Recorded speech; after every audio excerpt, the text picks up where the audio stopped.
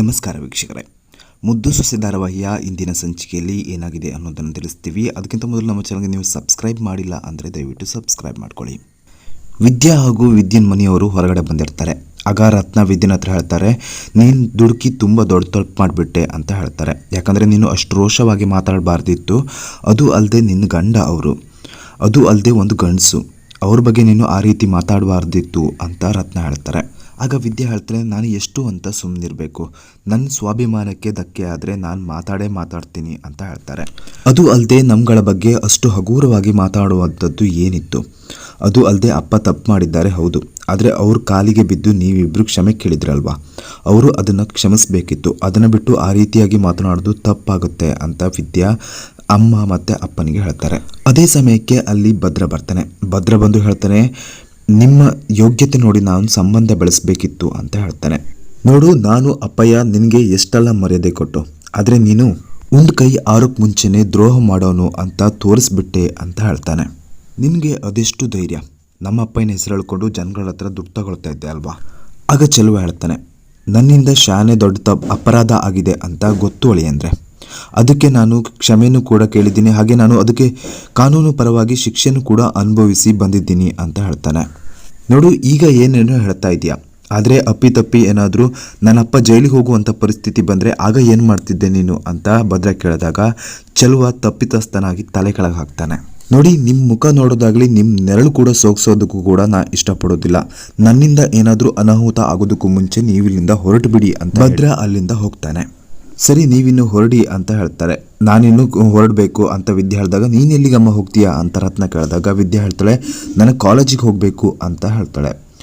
ಆಗ ರತ್ನ ಅವ್ರು ಹೇಳ್ತಾರೆ, ಇಷ್ಟೆಲ್ಲ ಆದಮೇಲೂ ನೀನು ಯಾಕೆ ಕಾಲೇಜಿಗೆ ಹೋಗಬೇಕು ಅಂತ ಕೇಳಿದಾಗ, ಈ ಮಗು ಹಾಗೂ ನನ್ನ ಭವಿಷ್ಯದ ಭರವಸೆಗೋಸ್ಕರ ಆದರೂ ನಾನು ಕಾಲೇಜಿಗೆ ಹೋಗಲೇಬೇಕು ಅಂತ ವಿದ್ಯೆ ಹೇಳ್ತಾಳೆ. ಅದೆಲ್ಲ ಬಿಟ್ಬಿಡು, ನೀನು ಅಜ್ಜಿಗೆ ಹುಷಾರಿಲ್ಲ ಅಂತ ಹೇಳ್ತಾ ಇದ್ದೀಯಲ್ವಾ, ಮೊದಲು ಅಜ್ಜಿನ ಆಸ್ಪತ್ರೆ ಕರ್ಕೊಂಡು ಹೋಗಿ ತೋರಿಸು ಅಂತ ಹೇಳಿ ಅಪ್ಪ ಅಮ್ಮನ ವಿದ್ಯೆ ಕಳಿಸಿಕೊಡ್ತಾಳೆ. ಸಾವಿತ್ರಿ ಇಲ್ಲಿ ಶಿವರಾಮೇಗೌಡನ ಹತ್ರ ಹೇಳ್ತಾಳೆ, ಆ ಕ್ವಾಟ್ಲೆ ಜೊತೆ ಸೇರಿಕೊಂಡು ನಮ್ಮಮ್ಮ ಎಷ್ಟೆಲ್ಲ ನಾಟಕ ಮಾಡಿದ್ಲು, ಆ ಕನ್ನಡಕ ಹಾಕ್ಕೊಂಡು ಏನು ಸ್ಟೈಲ್ ಮಾಡಿಕೊಂಡು ಕೂತ್ಕೊಂಡಿದ್ಲು. ಹಾಗೆ ಈಶ್ವರಿ ಕೂಡ ಹೇಳ್ತಾಳೆ, ಬಾವ ನಿಮ್ಗೆ ಎಷ್ಟು ಊರಲ್ಲಿ ಮರ್ಯಾದೆ ಹೋಯ್ತು ಅಂದರೆ ಅಷ್ಟು ಕೂಡ ಮರ್ಯಾದೆ ಹೋಯ್ತು ಅಂತ ಹೇಳ್ತಾಳೆ. ಹೀಗೆ ಮಾತಾಡಿ ಶಿವರಾಮೇಗೌಡನ ಸಿಟ್ಟಿಗಿಳಿಸುವಂಥ ಒಂದು ಪ್ರಯತ್ನವನ್ನು ಈಶ್ವರಿ ಹಾಗೂ ಸಾವಿತ್ರಿ ಮಾಡ್ತಾರೆ.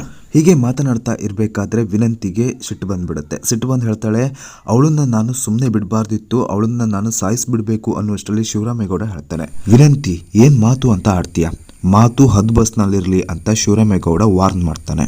ಆಗ ಶಿವರಾಮೇಗೌಡ ಹೇಳ್ತಾನೆ, ಅವಳು ಮಾಡಿರೋದ್ರಲ್ಲಿ ಯಾವುದೇ ತಪ್ಪು ಕೂಡ ಇಲ್ಲ, ಯಾಕಂದರೆ ಮೊಮ್ಮಗನ ಜೀವನವನ್ನು ಸರಿ ಮಾಡೋದಕ್ಕಂತ ಮಾಡಿದ್ಲು. ಅವಳು ಮಾಡಿರೋ ತಪ್ಪು ಅನ್ನೋದಕ್ಕಿಂತ ಅದರಲ್ಲಿ ಮುಗ್ಧತೆನೇ ಎದ್ದು ಕಾಣ್ತಾ ಇತ್ತು. ನೀವೆಲ್ಲ ಒಂದು ಸ್ವಲ್ಪ ಸುಮ್ಮನೆ ಇಡಬೇಡಿ, ಆ ಮ್ಯಾಟ್ರನ್ನ ಬಿಟ್ಬಿಡಿ ಅಂತ ಶಿವರಾಮೇಗೌಡ ಹೇಳ್ತಾನೆ.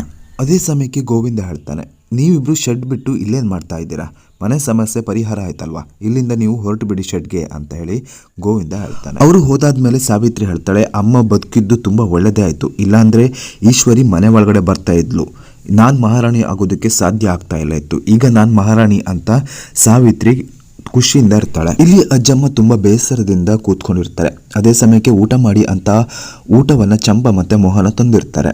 ನಾನು ಇದನ್ನೆಲ್ಲ ನೋಡ್ತಾ ಇದ್ದರೆ ನಾನು ಒಂದೇ ಸಲ ಸಾಯೋದೇ ಒಳ್ಳೇದಿತ್ತು ಅಂತ ಅಜ್ಜಿ ಹೇಳ್ತಾರೆ. ಯಾಕೆ ಹಾಗೆ ಮಾತಾಡ್ತೀರಾ ಅತ್ತೆ, ಅಂಥದ್ದೇನೂ ಆಗಿಲ್ಲ, ನೀವು ಮೊಮ್ಮಗನ ಜೀವನವನ್ನು ಸರಿ ಮಾಡೋದಕ್ಕಂತ ಈ ರೀತಿ ಮಾಡಿದ್ರಿ, ಅದರಿಂದ ಯಾವುದೇ ತಪ್ಪಿಲ್ಲ ಅಂತ ಮೋಹನ ಹೇಳ್ತಾಳೆ. ಅತ್ತೆ, ನೀವು ಏನೋ ಒಳ್ಳೆಯದೇ ಮಾಡೋಕ್ಕೆ ಹೋದ್ರಿ, ಆದರೆ ನೀವು ಆರಿಸ್ಕೊಂಡಂಥ ದಾರಿ ಕೆಟ್ಟದಾಗಿತ್ತು ಅಂತ ಮೋಹನ ಹೇಳ್ತಾಳೆ. ಅದೇ ಸಮಯಕ್ಕೆ ಸಾವಿತ್ರಿ ಹಾಗೂ ಈಶ್ವರಿ ಬರ್ತಾಳೆ. ಅತ್ತಿಗೆ, ಇವತ್ತು ನಾನು ಅಮ್ಮಂಗೆ ಸರಿಯಾಗಿ ಜಾಡಿಸ್ತೀನಿ ನೋಡು ಅಂತ ಹೇಳಿ ಒಳಗಡೆ ಬರ್ತಾರೆ. ಸಾವಿತ್ರಿ ಹಾಗೂ ಈಶ್ವರಿ ಮನೆ ಒಳಗಡೆ ಬರ್ತಾ ಇದ್ದ ಹಾಗೆ, ಬಂದ್ರ ಮನೆ ಹಾಳ್ರ ಅಂತ ಅಜ್ಜಿ ಜೋರಾಗಿ ಬೈತಾರೆ. ಚಂಪಾ, ಅದನ್ನು ತಗೊಂಡು ಬಾ, ಇವರಿಗೆ ಬರೋ ಹಾಗೆ ನಾನು ಹೊಡಿತೀನಿ ಅಂತ ಅಜ್ಜಮ್ಮ ಹೇಳ್ತಾರೆ. ಅಲ್ಲ ಅಮ್ಮ, ನೀನು ಯಾಕೆ ಹೀಗೆ ಮಾತಾಡ್ತಿದ್ಯಾ ಅಂತ ಸಾವಿತ್ರಿ ಕೇಳಿದಾಗ, ಏನೇ ತೊಡಗಾಲಿ, ನಿನಗೆ ಮಂಡ್ಯದಲ್ಲಿ ಒಂದು ಬಂಗ್ಲೆ 20 ತೊಲೆ ಬಂಗಾರ ಕೊಡ್ತೀನಿ ಅಂತ ನಿನಗೆ ಯಾವತ್ತೇ ಹೇಳಿದ್ದೆ ಅಂತ ಹೇಳ್ತಾರೆ. ಹಾಗೆ ಈಶ್ವರಿಗೂ ಕೂಡ ಹೇಳ್ತಾರೆ, ನಾನು ಸುಹಾಸನ ಮನೆಯೊಳಗಡೆ ಸೇರಿಸ್ತೀನಿ, ಹಾಗೆ 20 ತೊಲೆ ಅಲ್ಲ ನಿನಗೆ 40 ತೊಲೆ ಬಂಗಾರನ ಕೊಡಿಸ್ತೀನಿ ಅಂತ ನಿನಗೆ ಯಾವತ್ತೂ ಹೇಳಿದೆ ಅಂತ ಅಜ್ಜಿ ಅವರಿಬ್ಬರಿಗೂ ಸರಿಯಾಗಿ ವಾಂಚ್ತಾರೆ. ಹಾಗೆ ಅಜ್ಜಿಗೆ ಚಂಪ ಊಟ ಮಾಡಿಸ್ತಾಳೆ. ಇಲ್ಲಿ ಶಿವರಾಮೇಗೌಡ ಒಬ್ಬರು ಕೂತ್ಕೊಂಡಿರ್ಬೇಕಾದ್ರೆ ಭದ್ರ ಬರ್ತಾನೆ. ಭದ್ರ ಬಂದು ಹೇಳ್ತಾನೆ, ಅಮ್ಮಮ್ಮ ತಪ್ಪು ಮಾಡಿರ್ಬೋದು, ಆದರೆ ಅವರನ್ನ ಮಾತಾಡಿಸದೇ ಇರುವುದು ಸರಿಯಲ್ಲ ಅಂತ ಹೇಳ್ತಾನೆ. ಈಗ ನಾವಿಬ್ಬರು ಹೋಗಿ ಅಮ್ಮಮ್ಮನ ಮಾತಾಡ್ಸೋಣ ಅಂತ ಹೇಳಿ ಭದ್ರ ಶಿವರಾಮೇಗೌಡನ ಅಮ್ಮಮ್ಮನ ಹತ್ರ ಕರ್ಕೊಂಡು ಬರ್ತಾನೆ.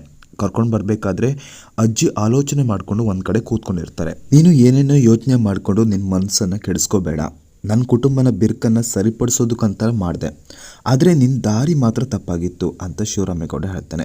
ಅಂದಾಗೆ ನೀನು ಮಾಡಿರೋದ್ರಲ್ಲಿ ಯಾವುದೇ ತಪ್ಪಿಲ್ಲ ಅಂತ ತನ್ನ ಅಮ್ಮನಿಗೆ ಹೇಳ್ತಾನೆ. ಹಾಗೆ ನೀನು ಇಲ್ಲ ಅಂತ ಆದ ಕ್ಷಣ ನನಗೆ ತುಂಬ ಬೇಜಾರಾಗಿತ್ತು, ಆದರೆ ನೀನು ಬದುಕಿದ್ದೆ ಅಲ್ವಾ, ಅದೇ ನನಗೆ ಖುಷಿ ಅಂತ ಹೇಳಿ ಕಣ್ಣೀರು ಹಾಕ್ತಾ ಅಮ್ಮನ ಮಡಿಲಲ್ಲಿ ಶಿವರಾಮೇಗೌಡ ಮಲ್ಕೋತಾನೆ. ಇಲ್ಲಿ ಸುಭಾಷ ಮನೆಗೆ ಬಂದಿರೋದನ್ನು ವಿದ್ಯೆ ಗಮನಿಸ್ತಾಳೆ. ಆಗ ಇವನ್ಯಾಕೆ ಇಲ್ಲಿಗೆ ಬಂದ ಅಂತ ಈಶ್ವರಿ ಹತ್ರ ವಿದ್ಯಾ ಕೇಳ್ತಾಳೆ. ಅವನು ಮನೆಗೆ ಬರಬಾರ್ದ, ಎಷ್ಟು ದಿನ ಆಗಿತ್ತು ಅವನ ಮನೆ ಬರದೆ, ಬಂದರೆ ಏನು ತಪ್ಪು ಅಂತ ಈಶ್ವರಿ ಕೇಳಿದಾಗ, ನಾನು ಮಾವನ ಹತ್ರ ಹೋಗಿ ಅವ್ನು ಮಾಡಿರೋದನ್ನೆಲ್ಲ ಹೇಳ್ತೀನಿ, ಹಿಂದೆ ಆಗಿರುವಂಥ ವಿಷಯವನ್ನೆಲ್ಲ ಹೇಳ್ತೀನಿ ಅಂತ ವಿದ್ಯಾ ಈಶ್ವರಿಗೆ ವಾರ್ನ್ ಮಾಡ್ತಾಳೆ. ಅಲ್ಲಿಗೆ ಈ ಒಂದು ಎಪಿಸೋಡ್ ಎಂಡ್ ಆಗುತ್ತೆ. ವೀಕ್ಷಕರೇ, ನಮ್ಮ ಮೌನ ಕತೆ ಚಾನಲ್ನ ದಯವಿಟ್ಟು ಸಬ್ಸ್ಕ್ರೈಬ್ ಮಾಡ್ಕೊಳ್ಳಿ. ಇದು ಹೊಸತಾದ ಚಾನಲ್ ಆಗಿರೋದ್ರಿಂದ ದಯವಿಟ್ಟು ನಿಮ್ಮ ಸಪೋರ್ಟ್ ನಮಗೆ ಬೇಕು. Thank you.